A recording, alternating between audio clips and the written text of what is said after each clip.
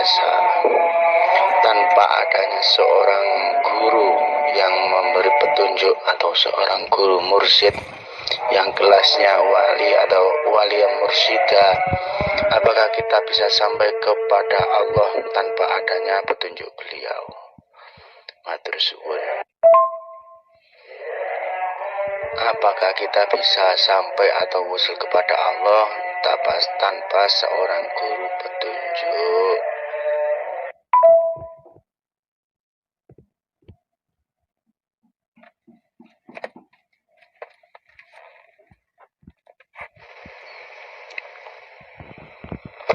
Assalamualaikum warahmatullahi wabarakatuh. Alhamdulillahirabbil alamin. Pertanyaannya, apakah kita bisa sampai kepada Allah tanpa guru mursyid, tanpa bimbingan guru mursyid? Bila kita ilmu ketuhanan, bila kita mengkaji ilmu ketuhanan hanya pada grup-grup di WA ataupun grup-grup di Facebook, tanpa bertemu dengan guru mursyid sejati, maka kita tak akan bisa sampai kepada Allah. Maka dari itu, carilah guru mursyid, yang mana kriterianya guru mursyid adalah yang benar-benar ikhlas mengajarkan kepada babagan ketuhanan. Jadi ciri-cirinya demikian. Selalulah perhatikan ucapan-ucapan dan paparan-paparannya untuk mengetahui mursyid ini al-wali atau bukan. Mursyid yang ditunjuk sebagai petunjuk mengantarkan manusia kepada Tuhannya, kita bisa menyaksikan, kita bisa menilai dari tutur katanya. Saksikanlah di setiap sudut tutur katanya. Kembali rojiun semua paparan dan ceritanya itu kepada Allah yang berkuasa ataukah kepada diri mursyidnya sendiri yang merasa bisa menuntun manusia kepada Tuhannya.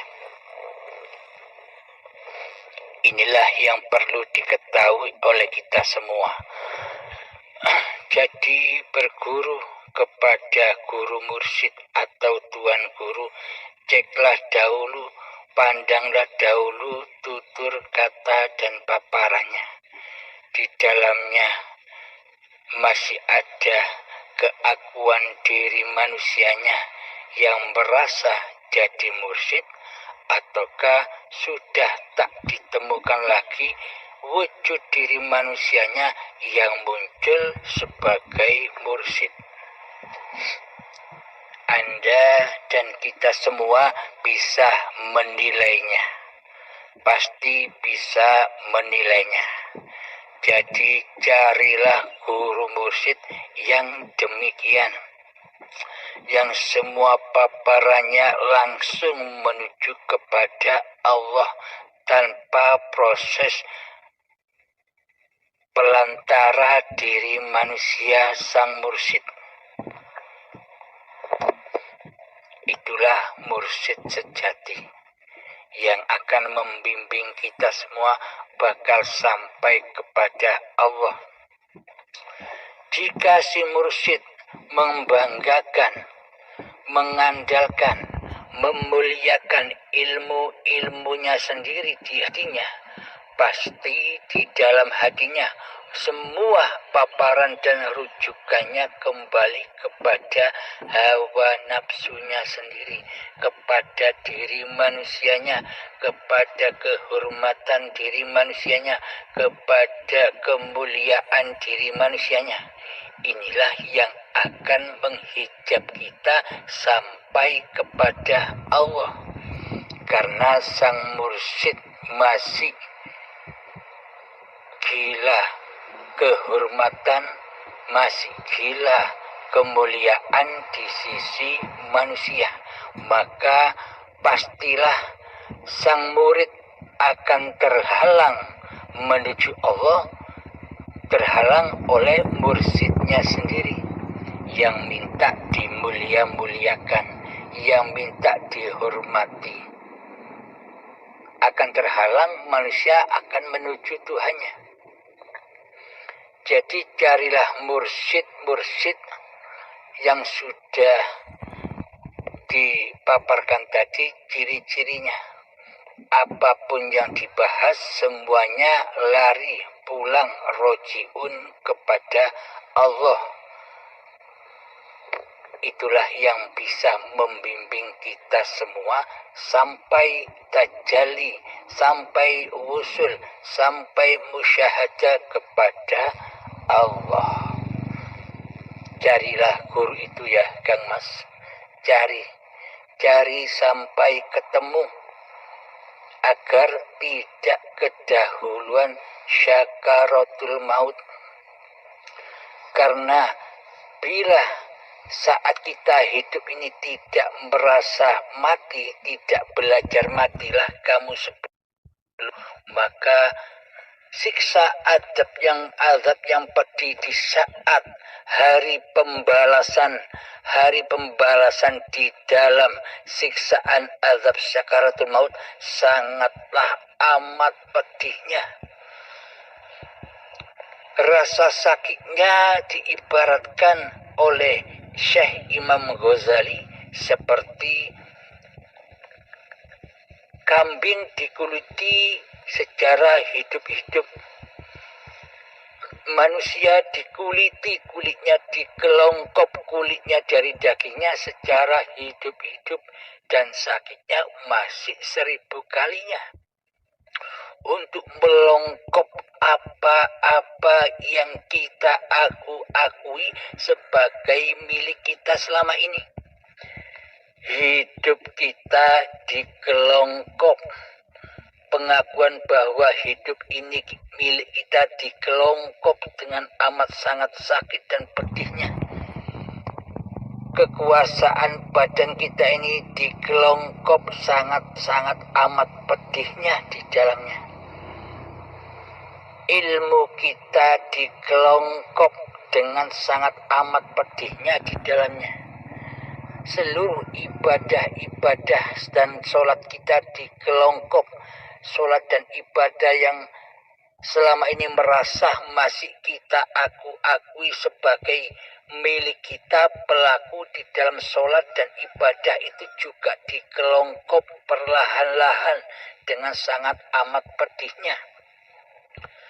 Kemudian ilmu yang selama ini kita akui sebagai ilmu kita juga dikelongkop perlahan-lahan dengan sangat amat pedihnya. Kemudian apa-apa yang kita cintai di dunia ini seperti istri atau suami juga ikut membantu mengelongkop diri kita, ikut membantu menyiksa diri kita saat sakaratul maut. Anak-anak yang kita cintai pun juga ikut-ikutan membantu menyiksa kita, mengelongkop diri kita saat sakaratul maut. Harta-harta yang selama ini kita akui sebagai milik kita juga ikut-ikutan bantu ngelongkop dan menyiksa diri kita.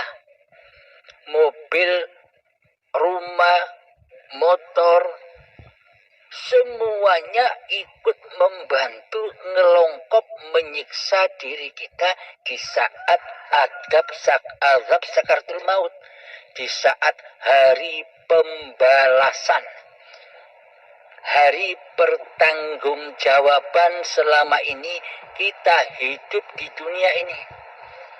Pertanggungjawaban manusia seluruhnya ada pada puncaknya di syakaratul maut. Apa gunanya hari pembalasan itu di sisi Allah?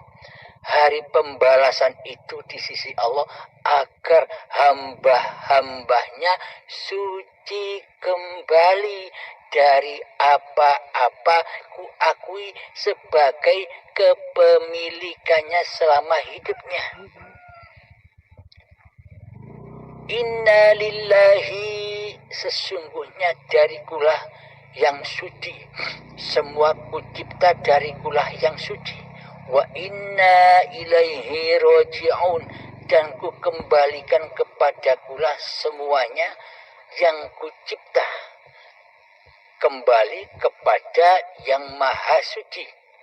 Maka dari itu ketika ada manusia yang sudah meninggal, kita diperintahkan untuk mengucapkan inna lillahi wa inna ilaihi roji'un. Datangnya dari Allah yang maha suci, kembali kepada Allah yang maha suci.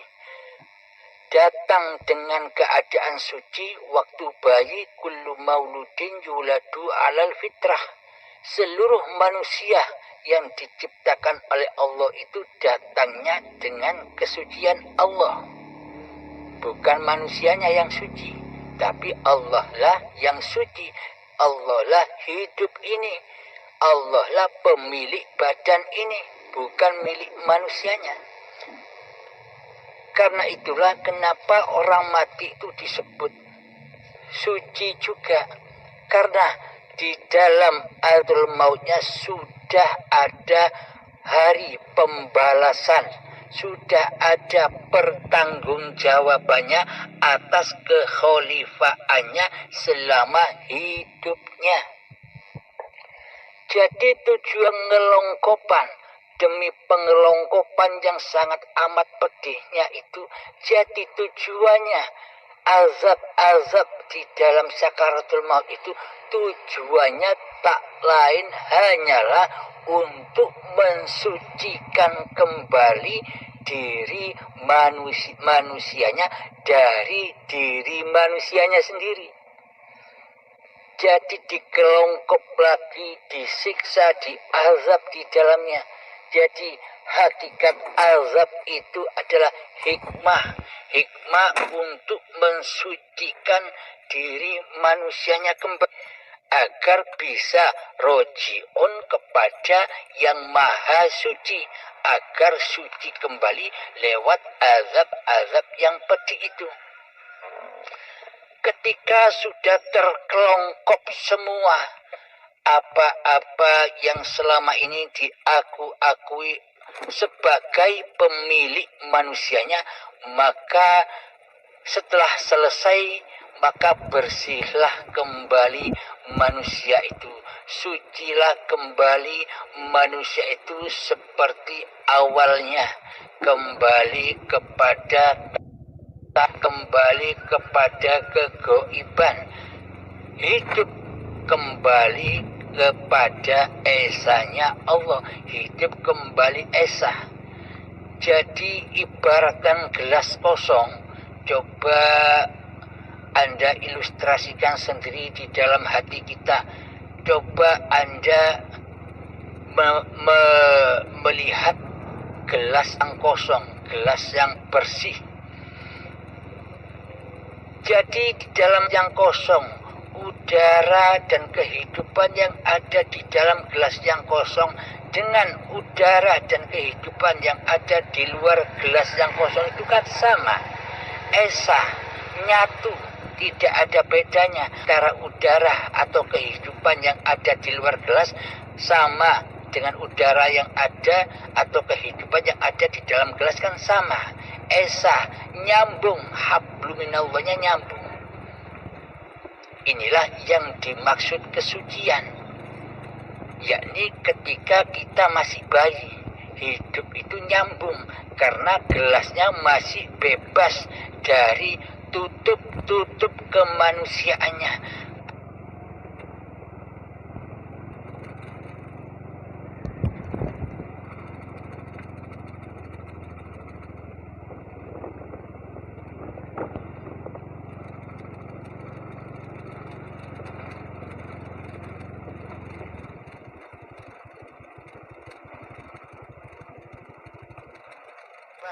Dari buah khuldi, pengakuan diri manusianya yang haram untuk dimakan oleh manusia.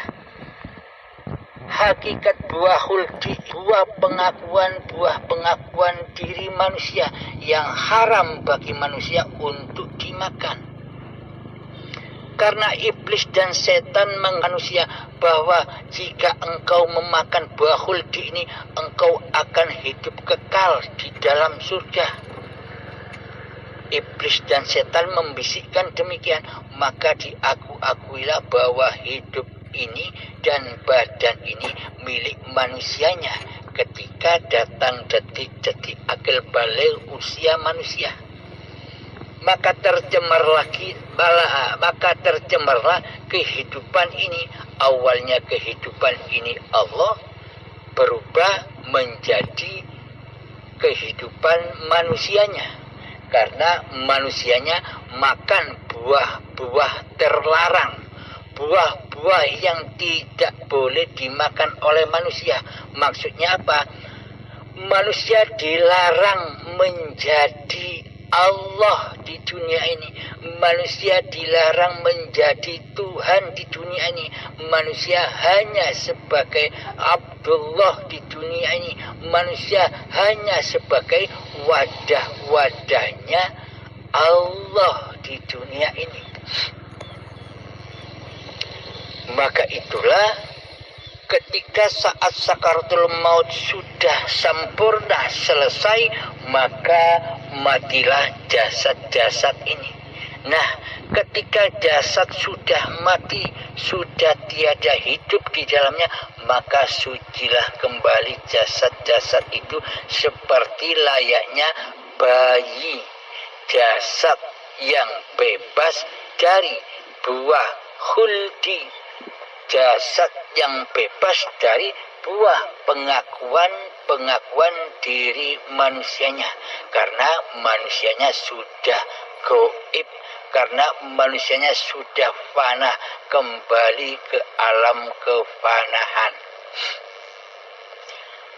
Contoh logikanya begini, coba tafakuri dalam hati kita. Ketika kita masih jadi bayi, kan hidup dan badan ini sudah ada bukan? Tapi kita belum ada, kita masih gaib. Seumpama bayi itu dimakan oleh buaya atau dimakan oleh harimau, kira-kira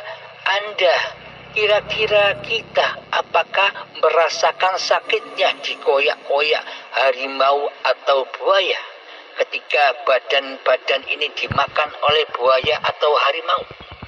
Apakah kita merasakan sakit? Apakah kita merasakan tersiksa di dalamnya? Sedangkan sementara kita belum ada, kita masih kok. Ya tentunya kita tidak merasa apa-apa ketika bayi itu dimakan, dikoyak oleh harimau atau buaya. Kita tidak merasakan apa-apa karena kita belum memakan buah khuldi, karena kita belum ada mengakui segala apa yang ada di bayi itu. Ketika kita belum datang pengakuan bahwa hidup ini hidupku, badan ini badanku, ketika detik akil balik, ketika bayi itu dimakan oleh buaya atau harimau, ya kita tidak merasa sakit karena kita tidak ada di dalamnya. adanya rasa sakit, adanya rasa siksa, adanya rasa bahagia, adanya rasa sedih, adanya rasa susah. Kan ketika kita sudah wujud sebagai Tuhan, ketika kita berkuasa, menguasai atas hidup dan badan ini, disitulah tempatnya siksa. Jadi hakikat siksa kubur dan hakikat neraka di sisi Allah ya ketika kita masih wujud menjadi Tuhan. Sedang Allah kita goibkan, itulah yang dimaksud anar. Itulah yang dimaksud Allah itu jahat. Buktinya apa? Ayat Allah berfirman di dalam Al-Quran, neraka tidak akan menyala, neraka tidak akan membara bila tidak ada bahan bakarnya. Apakah bahan bakarnya neraka jahanam itu di sisi Allah? Bahan bakarnya neraka jahanam itu adalah badan-badan manusia dan hati yang keras melebihi kerasnya batu. Saat itulah, saat bahan bakar itu ada, maka membaralah api anar, membaralah jahanam, karena bahan bakarnya sudah tersedia, maka dibakarlah manusia di dalamnya. Apa contohnya? Api anar itu ketika manusianya masih wujud di dalam hidup dan badan ini, maka sifat-sifat kemanusiaan kita erat sekali. Dawuhnya Allah di Al-Quran, bila manusia itu memperturutkan hawa nafsunya, maka derajatnya lebih rendah daripada anjing. Jadi sangat amatlah rendah bagi manusia yang masih merasa menjadi Tuhan atas hidup dan badannya. Manusia yang masih belum mengenal siapa Tuhan pencipta dirinya. Manusia yang belum mengenal siapa hidup Allah yang menghidupi dirinya. Maka dari itu, kenalilah Allah sebelum matimu. Maka carilah guru, mursyid yang memang benar-benar murabbi. Yang dibahas hanyalah tentang ketuhanan. Kembali paparannya, kembali apa yang dibicarakannya, tetap kembali kepada Allah. Bukan kembali kepada hawa nafsunya lah yang bisa menerangkan babakan ilmu ketuhanan ini. Karena tak satu pun manusia bisa mengenal Allah tanpa Allah. Tak satu pun manusia mengetahui rahasia Allah tanpa Allah. Allah lah yang mengetahui rahasianya sendiri. Maksudnya bila sang mursyid sudah bertuhankan Allah di hatinya, bukan menjadi Tuhan wujud kemanusiaannya, maka guru mursyid yang demikianlah yang layak Anda kaji, yang layak Anda timba ilmunya, agar Anda bisa sampai kepada Allah, agar Anda bisa usul kepada Allah. Carilah sobat, carilah, jangan sampai kedahuluan mati, jangan sampai kedahuluan ajal menjemput dengan paksa. Dikala kita belum siap dijemput, kok azab, kok ajal tiba-tiba menjemput dengan paksa, dengan sangat amat sangat pedihnya. Maka dari itu, tebuslah rasa sakit sakaratul mautmu dengan mencari Allah, dengan mengkaji ilmu hakikat dan makrifatnya selama hidup ini. Maka ketika kita sudah mengenal siapakah Allah dan siapakah diri, maka ketika ajal menjemput, Anda sudah senyum-senyum. karena Anda sudah tahu jalan pulang, kemana harus pulang. Setiap hari pulang, setiap detik pulang, ya mesti tahu kemana harus pulang. Tak lain berpulang kepada kemahasucian Allah. Bagi mereka yang tidak bisa pulang, bagi mereka yang tidak bisa kembali kepada Tuhannya di masa hidupnya, ya maka tebuslah hari-hari pembalasan di saat sakaratul maut, timbangannya di saat sakaratul maut. Bagi manusia yang sudah bertuhan, yang sudah mempelajari ilmu hakikat dan makrifat, hari pembalasannya sudah ditebus saat ini juga. Apa contoh hari pembalasannya itu? Ya sulitnya dalam rangka berzuhud, dalam rangka mengheningkan diri, dalam rangka memalamkan diri, dalam rangka menggelapkan hati dari wujud kemanusiaannya. Itu kan sangat amat sulit bagi orang-orang yang masih merasa sulit. Bagi orang-orang yang sudah merasa gampang, ya digampangkan oleh Allah. Karena Allah sesuai dengan apa yang diprasangkakan hambanya kepada Tuhannya. Alhamdulillahirabbil alamin. Tentunya sudah terjawab sudah apa yang Anda tanyakan. Apakah bisa manusia ini kembali kepada Allah, bisa berzuhud, bisa bertafakur kepada Allah tanpa guru pembimbing? Bila tidak ada guru pembimbing, maka setanlah yang akan membimbing, maka iblislah yang akan membimbing. Maka carilah gurumu, Kang Mas Endi dari Malang. Semoga engkau lekas-lekas mencari guru siapa yang kau tuju. Akhir kalam. Assalamualaikum warahmatullahi wabarakatuh. Assalamualaikum. Terima kasih penjelasannya Kang Mas, sehingga ma'rifatullah bisa dimengerti dengan mudah oleh semua kalangan. Cuman yang biasanya jadi kendala bagi anak-anak muda, pengusaha dan lain-lain,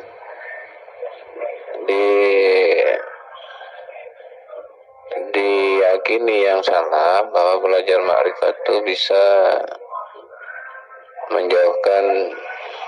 dijauhi oleh dunia dan kenikmatan duniawi lainnya.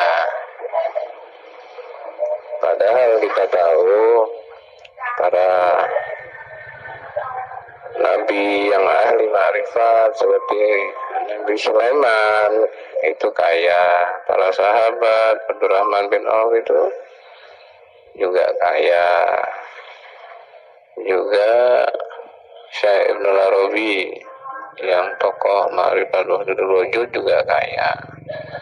Syekh Abul Aban Az-Zazili itu juga kaya, bahkan raja. Juga Syekh Sunan Kalijogo juga kaya. Jadi mohon penjelasannya Kang Mas, agar tidak salah paham bahwa ma'rifatullah itu